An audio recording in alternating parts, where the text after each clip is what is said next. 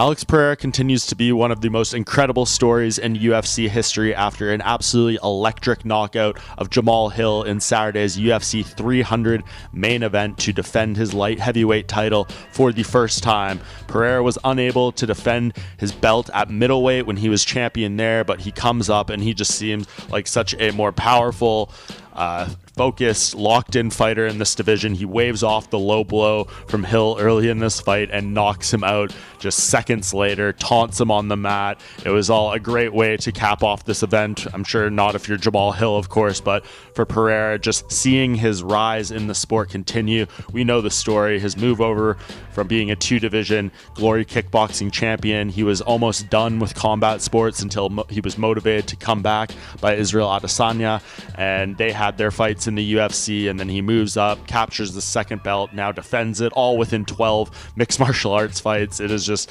truly amazing, probably something that won't be replicated anytime in the foreseeable future, and now is going to be interesting to see what comes next for Pereira. He teased maybe a quick turnaround at UFC 301 next month, which would be wild. That card in Brazil would definitely be a benefit with him being on top of it. No disrespect to Steve Urseg and Alexandre Pantoja, but I don't think many people are running to the ESPN Plus to purchase that pay-per-view or anything like that. It certainly needs some help, but who knows? It was revealed after this fight that he had come into it with a broken pinky toe. He fought through it, trained through it, and won through it, but yeah, getting back in another quick camp to fight again that soon, just maybe not the best idea in the world. It would depend on the opponent. Does he go up to heavyweight, and do they just give him kind of someone random who is available? I don't know how much sense that makes. There is contenders in this division that are ready and eager to fight him, the most prominent being Magomed Ankalaev, who is on a 12-fight unbeaten streak in the light heavyweight division, and in all honesty is the worst stylistic matchup probably for Pereira in this division, given his grappling prowess and his striking ability. It would be a very interesting matchup that would test where Pereira's biggest weaknesses are, seemingly on paper.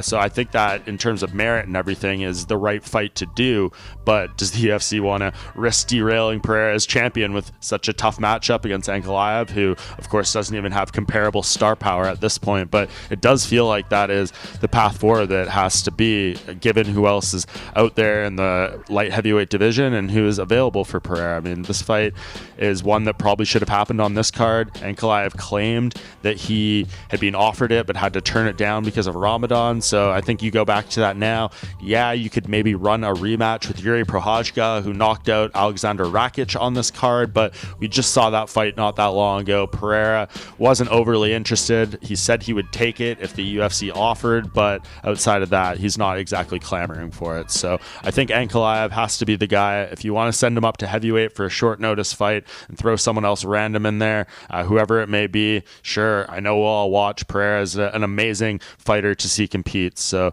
he has some interesting options going forward, and if he does fight at UFC 301, I'm sure we are going to find out very, very soon.